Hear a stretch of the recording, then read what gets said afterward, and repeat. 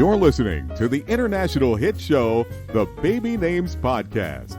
And here are your hosts, the Moss Sisters. I'm Jennifer Moss. And I'm Mallory Moss-Katz. And we're the founders of babynames.com. And we're sisters, too. Yes, we are. So our first segment is usually names that we've found since the last episode, but I'd like to feature a couple names of my friends. I want to do a shout out to my friend Jolyon, Jolyon.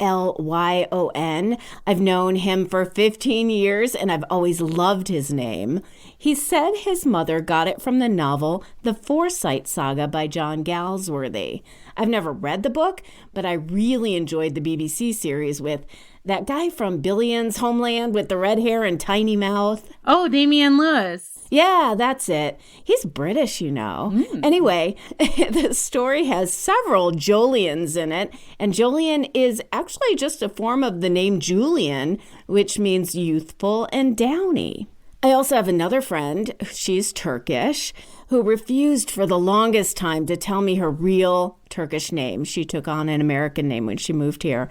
And she finally spelled it for me, Ufuk, which she said she could absolutely not use when she moved to the U.S., and I understood why. And it's a good example of how sometimes names just don't translate well. It's a unisex name, meaning horizon. And there are several Turkish celebrities with the name, one being actor Ufuk Bayraktar and a football player named Ufuk Catelin. And this is a disclaimer, I am not making fun of this name. It is what it is. And speaking of names we're not making fun of, I promise, I found the following Icelandic names. Okay.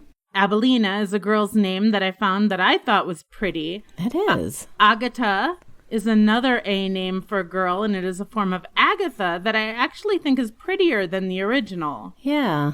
Paula is a form of Paula, and Petrina is very pretty. I haven't heard that name before. Kind of rhymes with Katrina, also an Icelandic name, but a name that we're more familiar with in the U.S. Male Icelandic names that I like include Akira, Rex, and a lot of names that start with Sig. Maybe our favorite Icelandic listener can call us or write us and tell us why Sig is a common prefix in male names. I could tell you why. I could tell you why right now. Tell me. Because of the Vikings.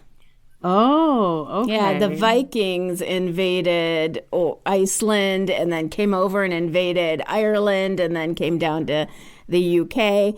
And that kind of has a correlation with our topic of the week, so we'll talk about that a little later. Okay. Well, I can't pronounce many of the names that start with Sig, but Sigmar is one of the easier ones.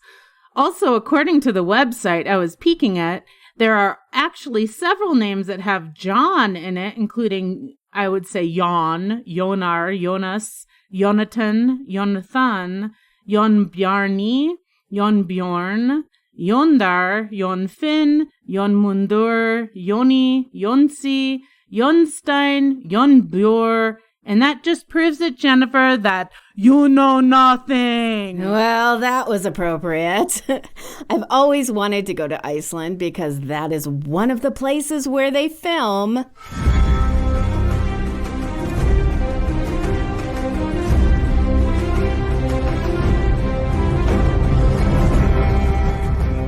Oh, hearing that theme music just gives me the chills. Yep, I can't wait. The final season of Game of Thrones is premiering this Sunday, and so we thought it would be a good opportunity to explore all the cool names from the series. We've mentioned it briefly in our episodes on character names and their influence on baby name trends, number 5, and naming fictional characters for writers, episode number 24. And today we're going to dive deeper into the world created by George R.R. Martin for his series of novels, A Song of Ice and Fire, of which Game of Thrones was the first book. According to a wiki of Ice and Fire, there are 2,054 named characters in the series. That's so crazy. As an author, that just blows my mind. I can't imagine.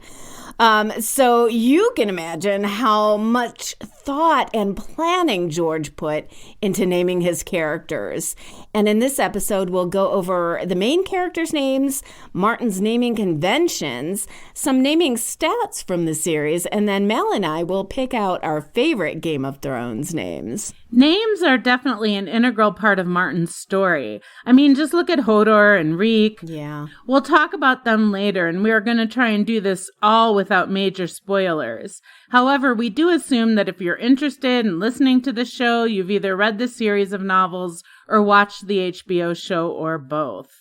The story starts with the Stark family, mainly centering around Eddard Stark, who's nicknamed Ned. Eddard, E-D-D-A-R-D, is a variation of the English named Edward. Since the series is loosely based on the War of the Roses, a series of English civil wars in the 15th century, he does use classic English names in the name variations along with created names. Yeah, even the accent of the Northerners, the Wildings, are most often depicted to be near to the Northern England and Scottish accents. So back to the Starks. Ned's wife is Catelin, spelled like Catelin, a Celtic name. Ned and Catelin have 5 children, sons Robb, 2 B's, Bran, and Rickon, R-I-C-K-O-N, and their daughters are Arya and Sansa. He also has custody over Jon Snow, a boy born out of wedlock.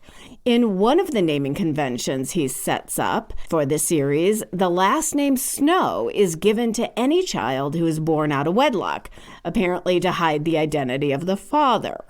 Jon later becomes a main protagonist of the series, and I do believe Martin purposely chose common real names for the main characters so people would identify with them. What's interesting is that the girl's name, Arya, was a big influencer in baby naming, probably because of what you said. It was already a name, although pretty rare, and a word in the English language. And Arya with an I is a solo vocal piece originating in Italian opera. You know, the other thing that Dr. Evans pointed out is that in British English, Arya has 2 syllables since the R is silent and pronounced Aya. That's how the character pronounces it on the show, and it's apparently how Martin intended it. Arya, on the other hand, as a song and like the character on Pretty Little Liars, has 3 syllables in American English or in the Latin languages. So the HBO series premiered in April of 2011. On the U.S. actual birth charts on the Social Security list, Aya, with a Y, went from 942 in 2010 to 135 in 2017. Yeah. And I bet it will be even higher this year. Me too. Or last year. Arya, with an I, went from 353 in 2010, and get this, to 20 in 2017. So here in America, at least, in North America, we definitely prefer the I version. By the way, the first book in the series of Game of Thrones was actually published in 1996. So it was definitely the television series that catapulted the names into pop culture. So why aren't there many babies named Sansa? Well, if you just look at the characters, I mean, who would you rather be? Arya is pretty kick-ass from the very beginning. Her story arc is just a little more interesting and empowering than Sansa's. There are also a couple other really strong female characters in the mix. Daenerys Targaryen, Cersei Lannister, and Melisandre, a sorceress. The only good character among them is Daenerys, and although her character also has a big influence on real-life baby naming, it wasn't for her first name. Nope, it was actually her title, Khaleesi. In the first season, Dany, as they call her, is traded by her brother Viserys to a violent Dothraki lord in exchange for his army. So basically, she's a sex slave. The Dothraki leader is called a Khal, and when she marries him, she becomes the Khaleesi, or basically wife of the Khal, or the queen. And it's the title Khaleesi that resonated with the fans. And I even have a personal friend who named his daughter Khaleesi. That's Khaleesi. The name Khaleesi jumped onto the U.S. name charts in 2014, and in 2017, 466 baby girls in the United States were given that name. That's crazy. I know. George R.R. Martin used a lot of the Welsh name elements in his character names, like using a Y in place of an I or E. For example, Peter, as in Baelish, Dennis, Ellis, and Dick. Oh, D-Y-K-K. Yeah. He also uses the Welsh Wyn, W-Y-N name element, and GW names like Gwaine, Gwyn, and Gwynnis. Another thing he does is to use a real name and then change it just a bit to create a new name, like Androw, A-N-D-R-O-W, Polliver, Orton, Illifer, Victoria instead of Victoria, Mollander, Joseph with a TH. It's really hard to say these because they're not the real names. Donover, Abelar, Jodge, Jodge, Brennett. Our ears accept those as conventional because they're so familiar to the names that we recognize. Now, we talked about surnames a bit with Jon Snow, but Martin plays a lot with those as well. Stark is a dictionary word that depicts the cold, bland landscape of the North. Lannister, well, sounds like sinister, so that applies. Some are more frivolous, like Ben Buttercakes, Gorald Goodbrother, and Carl with a Q, Quick Axe. Like in real life, there are surnames that determine where the character is from, like Brienne of Tarth. Now that's a strong character. I would totally use Brienne as a girl's name for sure. Me too. Others include Tom of Seven Streams, Thoros of Mirror, Wat of Long Lake, and Arlen of Pennytree. I knew an Arlen. Oh, cool. But he wasn't a Pennytree. Surnames that denote their occupations include Balakwo Bonebreaker, a pit fighter and marine, and Bran the Builder, a legendary figure who built the wall. Yep. Martin peppers his cast of characters with silly names, too, which sound like they're plucked right out of children's books. Tom 2, Big Boil, Toefinger, Tickler, Sand Snakes, Rat Cook, Patchface Moonboy, Jack Be Lucky, Poxy Tim, Cutjack, and many characters have nicknames, too, like Littlefinger for Peter Baelish. Wildings, free folk, and other fantastical quirky characters tend to only have one name: Melisandre, Ygritte, Osha, Craster, Gilly, Varys, and Hodor.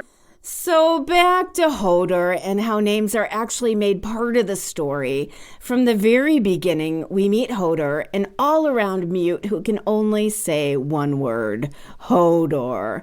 So everyone calls him Hodor, and his real name is apparently Walder. And I'm not going to go beyond that because it's a huge kind of reveal on how he got his name, and it's just chilling when you find it out. So we're not going to talk anymore about Hodor, but he's a lovable, wonderful character. I love Hodor. I know. When Arya Stark is lost in Braavos, she becomes a girl with no name. Only until she finds her true self does she refer to herself as Arya Stark again. Yeah, and fighters and brothers Gregor and Sandor Clegane are referred to mostly by their nicknames. Gregor is the Hound and Sandor is the Mountain. And when Theon Greyjoy is taken captive by the sadistic Ramsay Snow, Ramsay renames him to Reek to demean him even further. He insists that Theon refer to himself as Reek, and like Arya, he can only find his way back to self-worth and humanity when he reclaims his name, Theon. Yeah, that's a tough storyline too. But it just goes to show you that Martin put a lot of thought behind his character names and made them part of the story. Okay, so the main premise is that there are 8 houses or families that are fighting to rule the 7 kingdoms. The family surnames houses are Stark, Lannister, Targaryen, Arryn, Tully, Baratheon, Tyrell, and Martell. The story opens with Robert Baratheon as king. He's married to Cersei of the Lannister family. Boo! So let's go to the Lannister family tree. As we said, there is Queen Cersei and her twin brother Jaime. Cersei is pronounced like Circe, Cersei, who was a nymph, enchantress, and sorceress in Greek mythology. No spoilers here as it's revealed in episode 1-1, but Cersei Lannister does keep control over her twin Jaime with sex. I know it's gross. Ew. They have one younger brother, a dwarf, named Tyrion. Many cruelly refer to Tyrion as the Imp. Cersei and Jaime's parents are Tywin and Joanna. Jaime and Cersei have 3 children, although she attributes them to her husband, King Robert Baratheon. The 3 children are Joffrey, Myrcella, and Tommen. The House Tyrell consists of the matriarch Olenna, also known as the Queen of Thorns. Olenna's son is Mace, who had a daughter Marjorie and a son Loras. So you can see Martin uses real names and created names almost interchangeably. As far as stats go, as we said, there are over 2,000 named characters in the series. And out of the 2,054 listed on the Wiki, only 19 of them were created just for the television series. There are many characters that share a first name. Obviously, he couldn't think of 2,054 unique identifiable names. And plus, that's not how the real world works. Everybody shares names. So the most common name is, can you guess it? I know nothing. Jon. Jon, as in snow. There are 22 characters named Jon, Jon. Now, on the woman's side, the most common name is Jane, Jeyne. So that's a unique spelling that he created, with 17 characters named Jane. And the way he kind of changes names a bit, there are like 9 Wills, a Williman, 5 Willems, 1 Willis with an A, 1 William, 1 Willifer, 2 Willises, 1 Willet, and 2 Wilberts. 3 Wills with a Y, 1 Willis with a Y, and 2 Willas with a Y. There's no Jennifer or any variation of that name, but there is a Jojen, a Benjen, a Penny Jenny, and a Rennifer. And that's interesting. I'm going to start calling you Rennifer. Rennifer. Rennifer. There are 2 characters named Mallor and 1 Mallador and 1 Yorko. Ooh, I like Mallor. That would make a great male version of Mallory, which has pretty much jumped the charts to the girls' side. So, as I said, Martin has extensive family tree maps, backstories, legends. It really makes me want to go back and read the book series in its entirety. I feel like they couldn't possibly have put it all in the show. Just look up the Targaryen family tree. The names are so freaking cool and it's so complicated. We'll put a link in the show notes. You'll also see that Daenerys is Jon Snow's... No spoilers! Okay, I'm just saying, adult themes, adult themes. This story is not for kids. So, Mal, looking through this list, what would be some of your favorite names? Well, I like Adam with 2 Ds. There's 5 of them on the list, and also the name of your son-in-law with only 1 D, and my nephew-in-law. Oh. I also like Eric, Arryk, a variation of Eric. There's lots of Bethany's, like our niece-in-law. Yeah. And I like the name Edric. I actually knew a young Edric. We were in Fiddler on the Roof together. Deedle, deedle, deedle, deedle, deedle, deedle, deedle, deedle. Okay, cool. From watching the TV show, I've always liked Olenna and Brienne for girls, Theon and Tyrion for boys. I guess you can see my clear naming preferences. I can't believe the name Tyrion, it's pronounced Tyrion, hasn't taken off. I mean, he's a fantastic character played by Peter Dinklage. So iconic. Looking at the full list of names, these are the names that jumped off the page at me. I do like Benjen. There are 3 characters named Benjen. There's Beric with a B, Becco, Beqqo, Davos, as in Seaworth, Felina, Galatza Galare, Illifer the Penniless, Jamos, Jammos, that's kind of cool, Nage, Oberyn, Paxter, Podrick, Quetzа, Qezza, Ravella, and Ricasso, and Roro. And that's what I call my dog, Roro. His real name is Roscoe. You know, I wonder if the name Ty, Ty, has gone up since Game of Thrones. Maybe not Tyrion, but Ty. Yeah, that's a possibility. And names that we would advise you to avoid from Game of Thrones would be Aenys, Aenys, Arion, because it kind of sounds like Aryan, definitely Reek, Bump, Big Boil, Cutjack, Fornio, because it kind of sounds like fornication and porno put together, Grunt, Iron Belly, Nysterica, Puddingfoot, Rusty Flowers, Scarb, Shagwell, Spearboot, and Illifer. She just sounds ill. And Penniless. By the way, Illifer Moss, that's my new name for you. I thought it was Rennifer. That's Illifer now. Poor Illifer. And finally, let's go over the names of the animals in the story. In the first season, Ned Stark gives direwolf cubs to each of his kids. The direwolf's names are Greywind, which went to Robb, Lady, which was Sansa's, Nymeria, Nymeria, which is Arya's, Summer, which was Bran's, Shaggy Dog, Rickon, and Jon Snow named his Ghost.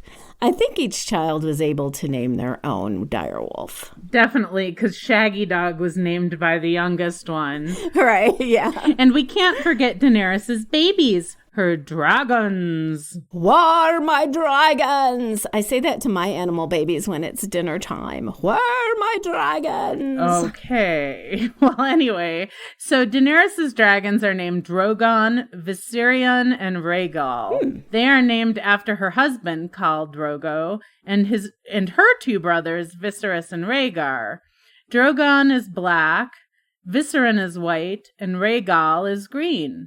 They're all referred to as male in the books. Wow, I never knew that. That's very cool. I didn't know they were named after her husband and 2 brothers. For all the links to our sources and the full list of A Song of Ice and Fire characters, go to babynames.com/podcast and click on this episode. I hope there will be some spin-offs. Well, I heard rumors that HBO is developing a prequel. Ooh. It will take place thousands of years before the Game of Thrones storyline and won't directly overlap with any of the events in the existing show. Oh, okay. I'm good with that. Another reason to go read the books. If we've missed anything that you want to point out about any of the names in the books or the show, email us at podcast@babynames.com. This week's featured product is the Proud Body Pregnancy Belly Cast Kit, a really creative product that allows you to make a full cast of your belly as a unique memento of your pregnancy for under $20. You can also use it as a baby shower guest book. Have it ready for your guests to sign with different colored pens. Well, that's a good idea. Or give it as a shower gift to that artistic, expectant mom. It's easy to use with no mixing of messy materials. And did I mention it was under $20?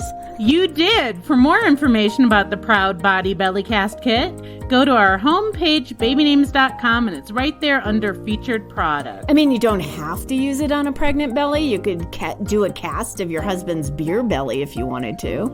In my husband's case, it would be a gummy bear belly. No thanks. And now it's time for Celebrity Baby News. Alanis Morissette is pregnant with her 3rd child. The 44-year-old singer-songwriter and her husband, Mario Solai Treadway, already have one son, Ever Imrie, who's 8, and a daughter, Onyx Solace, who's 3. Interesting. Well, actress Miranda Kerr and her husband, Snapchat CEO Evan Spiegel, good catch, are expecting their second child together just 10 months after welcoming their son, Hart. Miranda has an 8-year-old son, Flynn, with ex-husband Orlando Bloom. Kerr is 33 and Spiegel is 28. Age differente. Ooh. 50 Shades of Grey star Jamie Dornan and a wife, actress-musician Amelia Warner, just recently had their third child, a baby girl. The baby joins older sisters Elva, 3, and Dulcie, 5. No name has been announced yet. I really loved Jamie Dornan in The Fall, but I never got into the 50 Shades of Grey series. Surprised at that. What? Anyway. Fashion designer in the Hills, Lauren Conrad, and her husband, William Tell, are expecting their second child together. Lauren made the happy baby announcement on Instagram, posting a photo of her baby bump and revealing in the caption, "It's been hard to keep this one to myself. Very excited to share that our family will be getting a little bigger this year." Lauren and William have been married for 4 years and have a son, Liam James, who will be 2 in July. Celebrity chef Gordon Ramsay and wife Tana have welcomed their 5th child, a boy. Ramsay said, after 3 BAFTAs and 1 Emmy, finally we've won an Oscar. They've named the baby Oscar James Ramsay. Baby Oscar joins siblings Megan, who's 20, twins Holly and Jack, who are 19, and Matilda, who's 17. Boy, that's a big spread. It is a big spread. Supermodel Amber Rose announced on Instagram Wednesday that she's expecting a boy with boyfriend Alexander A.E. Edwards. This will be the couple's first child together, although Rose has a 6-year-old son, Sebastian Taylor Thomas, with rapper Wiz Khalifa. Country singer Brett Young is going to be a new dad with wife Taylor. They will be welcoming their first child later this year. The couple wed last November. Well, controversial HGTV host Christina Anstead, formerly Christina Almusa, on Flip or Flop, has announced that she is expecting a baby in the fall with new husband, Wheeler Dealer host Ant Anstead.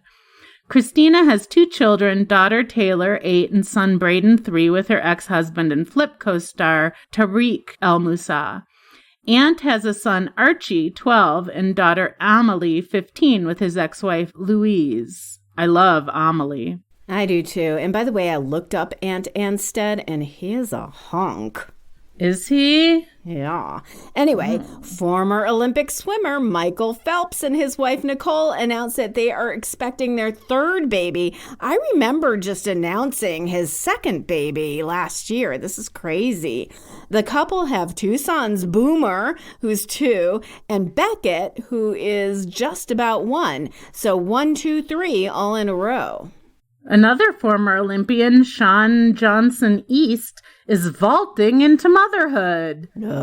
She and husband Andrew are expecting their first child. I hope he gets a perfect 10. Okay. New Philadelphia Philly Bryce Harper is expecting his first child, a baby boy, with wife Kayla. The baby is due in August. Funny that before the Phillies, Bryce played for the Washington Nationals for 6 years, but his dog's name is, get this, Wrigley. We know what team he really wants to play on. The Cubs. And Chance the Rapper announced that he's expecting a baby girl with wife Kristen Corley, whom he met at a birthday party when he was 9 years old. So cute. Aww, that is. Chance was very hush-hush about his first daughter, Kensley, Kensli, and rarely posted about her on social media. The couple split after their first daughter was born, and Chance was ordered to pay child support. But obvi, they have reconciled and got married this year on March 9th. And now it's time when we take questions from you, our listeners. So we were kind of prepared for angry feedback from our last episode on the very worst baby names ever. And really, we didn't hear much. Just one angry email over, of all things, the name Sturla. Yeah, we got schooled. Why don't you read the letter, Mel? I'm gonna, because I love this letter. And you know what? We love letters, good and bad. And this one made me laugh. Yeah. All right. In your last podcast, you mentioned the name Sturla and make fun of it.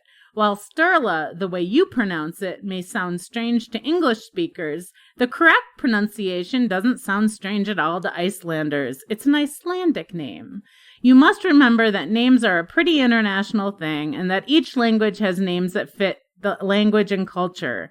Names like Jennifer and Mallory sound strange in Icelandic and probably in many other languages as well. Moss sounds like something you don't want growing in your yard, and cats looks like something that should start with LOL. Lolcats. That's my new name. Yeah, I know. All right, lolcats. Oh, and by the way, Sturla is a guy's name in Icelandic. K-E. All right. Well, thank you, K.E. We have been schooled. It was not fair of us to make fun of the name. And you're right. Something that sounds perfectly acceptable in one culture or language, like UFUK, might sound strange to another. So we apologize for making fun of it. And thank you for writing in. Yeah, and we should have looked it up. That was a really good That's point true. of your email that we didn't include. And we didn't spend time looking it up and seeing what the origin of the name was to see if it was male, female, what part of the world it came from. And Absolutely. We'll do better due diligence next time. And we'll add it to our database. Yes, we will. Here's our second letter. Dear Jennifer and Mallory, my husband and I are expecting a baby via surrogate who will be arriving in June. Congratulations. Yay. The problem is my parents are adamant about naming him, it's a boy, after my father, Jodge.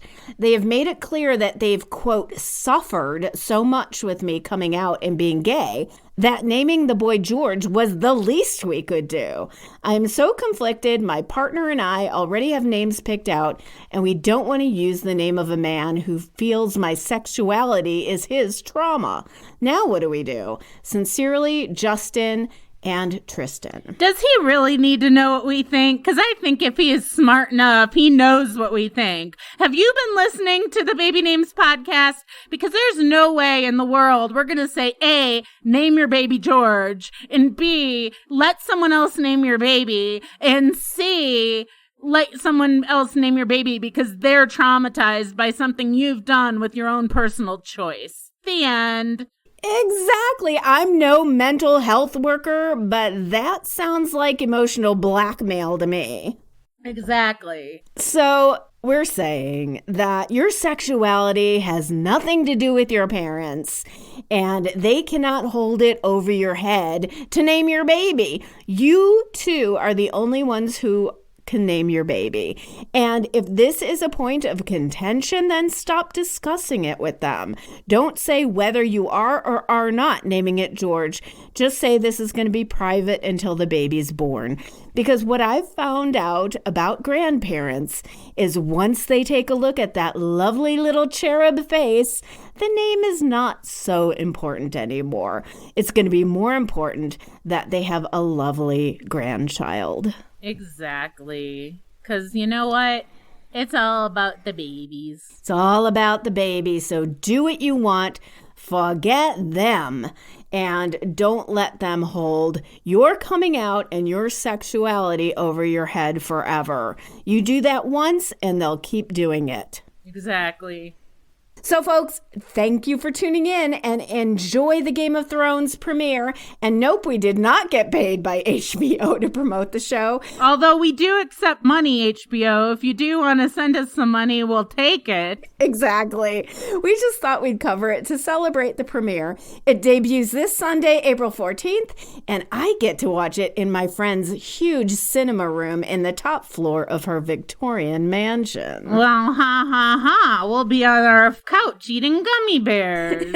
Personally, I think the story would have been a lot better without the zombies. I hate zombies. They're White Walkers. They're basically cold weather zombies, and I hate zombies. I know you don't watch Walking Dead either. You're missing out.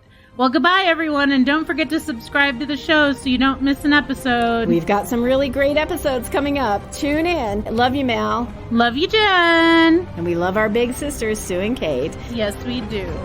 Take care and have a great week.